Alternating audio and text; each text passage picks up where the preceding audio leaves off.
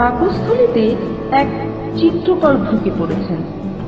তিনি কোনো বিখ্যাত আঁকিই নন, তার ছবির প্রচার নেই, কোনো প্রদর্শনীও হয় না, কিন্তু আঁকেন ভালো এবং মন্দের সীমানা ছাড়িয়ে। প্রকৃতি খোঁজেন এবং কেমন করে যেন জানতে পেরেছেন মানুষের পাকস্থলী গহনতম প্রকৃতি। তা তিনি তার সামান্য এবং অসামান্য সরঞ্জাম নিয়ে পাকস্থলীতে যেয়ে ঢুকলেন। আর তো বেরোচ্ছেনই না। কি খাচ্ছেন, বিশ্রামই বা করছেন কোথায়, এবং ঘুমোচ্ছেন কিনা এসব কিছুই জানতে পারছি না।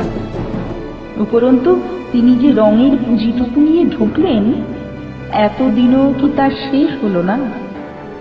মাঝে মাঝে ডাকি তাকে, ও মশাই, আছেন তো?